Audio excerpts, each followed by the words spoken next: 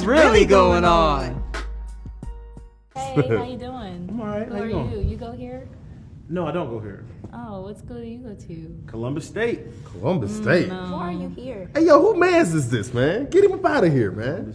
No. Sinclair all day, man. Get up out of here. Columbus Peace out. State. Bye. That's not cool. What's really going on? You again?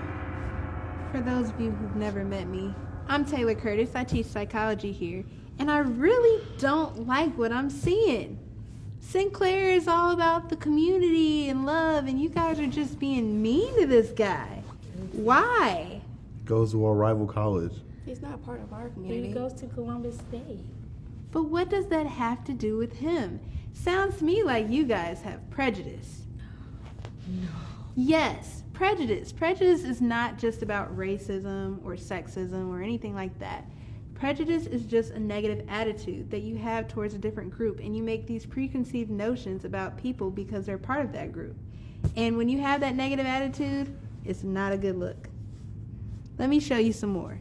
So prejudice is a negative attitude, and it's usually based off of some type of preconceived idea about this person or their group membership.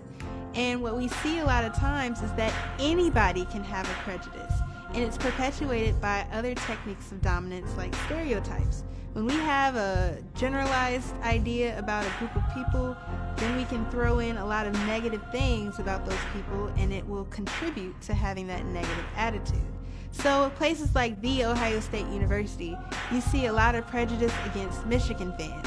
It's their biggest rival, and they have a whole week dedicated to saying that they hate Michigan.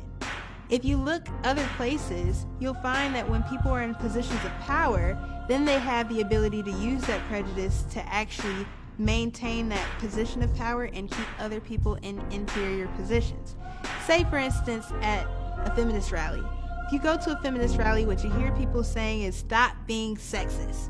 Sexism is prejudice plus power, because the people who have these negative views of women are the men who are in a position of power, who then have the systematic ability to keep women at a lower place.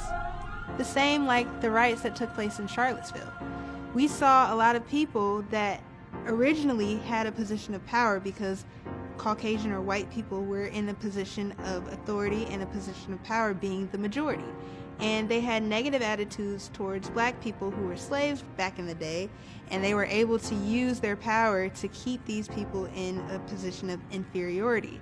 So therefore, that power has maintained throughout the system, and now they were able to take that power plus these negative attitudes, like thinking of black people as animals or property, and then be able to maintain these negative attitudes called prejudice. So just because you're prejudiced doesn't mean that you're sexist, or doesn't mean that you're racist, because I can be prejudiced against Michigan fans and say I don't like them because they're part of that group. That doesn't mean it's a good thing. Everybody may have prejudice, but it's a good thing to be aware of it. As you're more aware, then you can start changing the way that you react to people based off of those differences.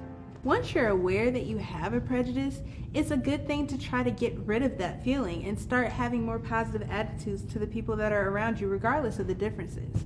Usually a great way of doing that is finding like the first level of common ground.